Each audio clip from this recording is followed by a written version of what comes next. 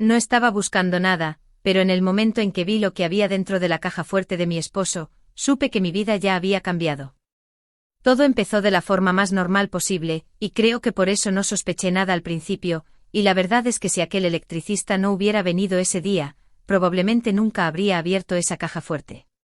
Teníamos un pequeño problema con la electricidad en el pasillo, las luces parpadeaban, nada grave y mi esposo, Javier, estaba en el trabajo, así que me quedé en casa para dejar pasar al técnico. El electricista me preguntó dónde estaba el cuadro eléctrico, y le dije que en el armario, pero cuando lo revisó, dijo que podría haber un problema más profundo, algo detrás de la pared, así que necesitaba acceso al otro lado, que era nuestro dormitorio. Recuerdo que me molestó un poco porque la habitación estaba desordenada, y no me gusta que extraños vean mis cosas, pero aún así lo dejé pasar. Empezó a moverse por la habitación, golpeando suavemente la pared, escuchando, y luego señaló el lugar detrás del cuadro que estaba encima de la cómoda de Javier y dijo que probablemente pasaban cables por ahí. Me quedé inmóvil por un segundo porque ese cuadro, yo nunca lo había tocado. Ni una sola vez en 3 años viviendo en ese apartamento. No es que no pudiera hacerlo simplemente. Javier siempre se encargaba de ese lado de la habitación. Su cómoda, sus documentos, su actitud de no te preocupes, yo me encargo. Nunca le di importancia, porque teníamos un matrimonio bastante normal.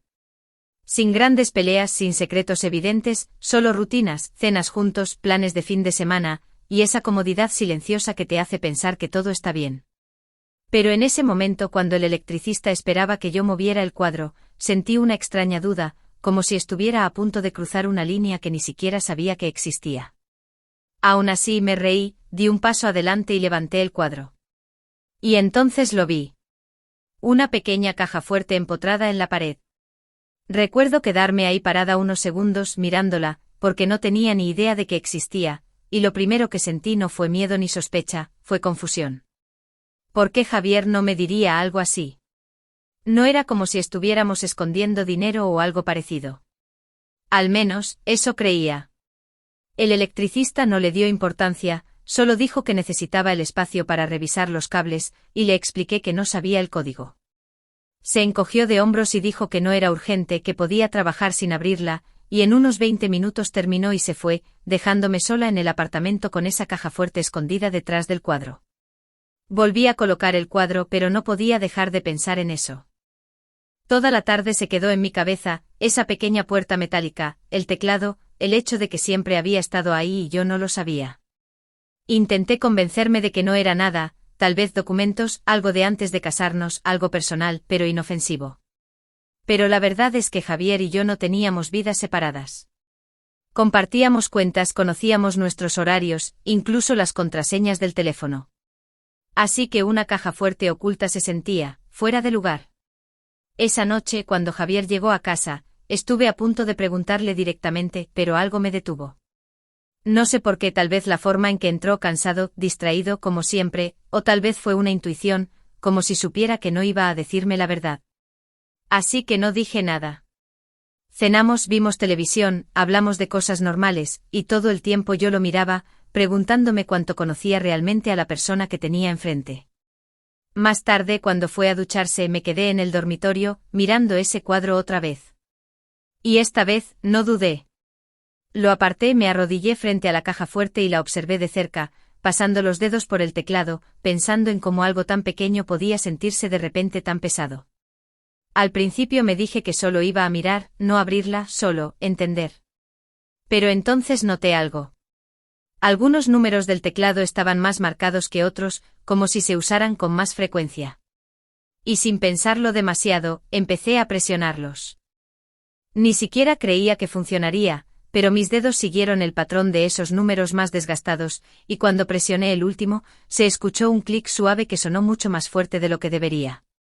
Por un segundo me quedé congelada, mirando la manija, porque abrirla de repente se sentía como cruzar una línea de la que ya no podría volver atrás, pero entonces escuché la ducha todavía corriendo constante y fuerte, y me dije que tenía unos segundos, solo para mirar.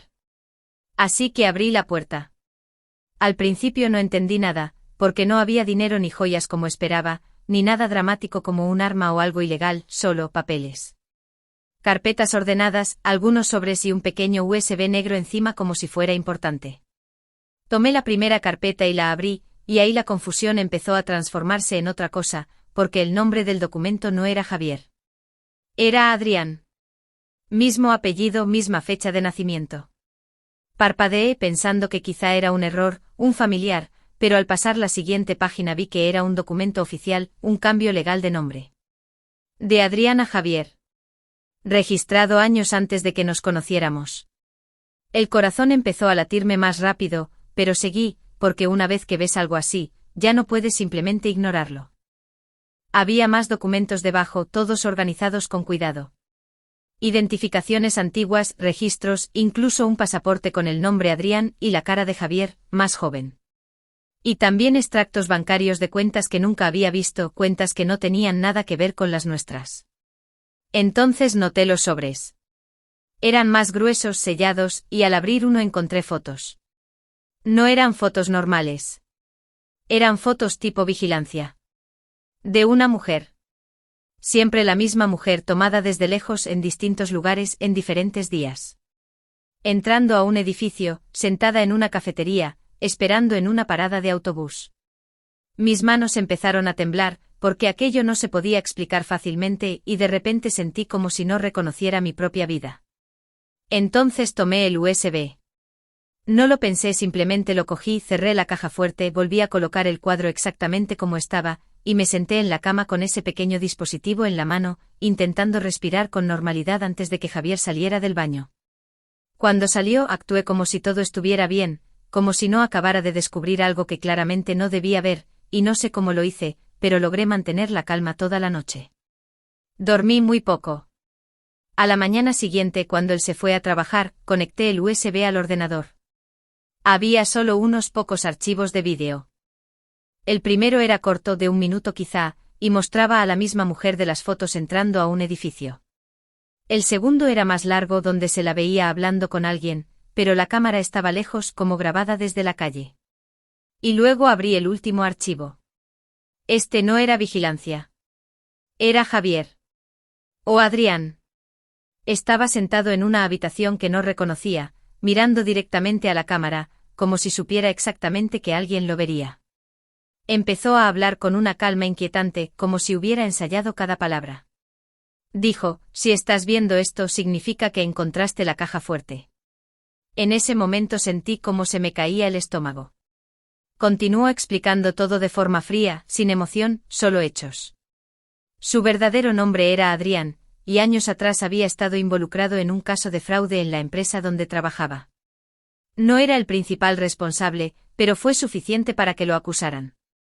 Según él, no lo planeó, simplemente se vio arrastrado, pero cuando todo empezó a desmoronarse, entró en pánico. En lugar de enfrentarlo, huyó. Usó contactos, dinero y de alguna manera logró desaparecer antes de que el caso terminara, cambió su identidad legalmente y empezó una nueva vida como Javier. Eso ya era suficiente para que me faltara el aire, pero siguió hablando. La mujer de las fotos era alguien de aquel caso. No exactamente una víctima. Era la única persona que conocía toda la verdad de lo que había pasado, cosas que Adrián nunca contó. Según él, llevaba años intentando encontrarlo. Los vídeos eran su forma de seguir sus movimientos. No para hacerle daño, dijo claramente, sino para saber si se acercaba demasiado. Y entonces dijo algo peor. Ella no sabe dónde vivo, dijo, pero si alguna vez lo descubre, tendré que desaparecer otra vez.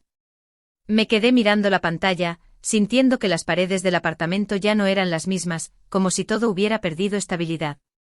Porque ya no era solo el pasado. Era mi vida entera con él, construida sobre algo falso. No lo enfrenté de inmediato. Necesitaba tiempo para procesarlo, para entender qué estaba pasando realmente, pero cuando llegó la noche supe que no podía fingir que no sabía. Cuando entró por la puerta, ya estaba sentada en el salón, con el USB sobre la mesa. Lo vio al instante. Y se detuvo. No había sorpresa en su rostro ni negación. Solo una comprensión silenciosa de que todo había terminado. Durante unos segundos no dijimos nada. Luego suspiró y dijo: abriste la caja fuerte. Asentí. Se sentó frente a mí sin apartar la mirada del USB. Le hice una sola pregunta. ¿Algo de esto no es verdad? Negó con la cabeza. No. Sin excusas. Sin intentos de suavizarlo. Solo eso. Y en ese momento entendí que no estaba escondiendo algo pequeño, sino una vida completamente diferente. Me levanté, tomé el teléfono y dije, voy a llamar a la policía. No se movió. No me detuvo. Solo me miró y dijo en voz baja, está bien. Ese fue el momento en que todo se volvió real. No la caja fuerte.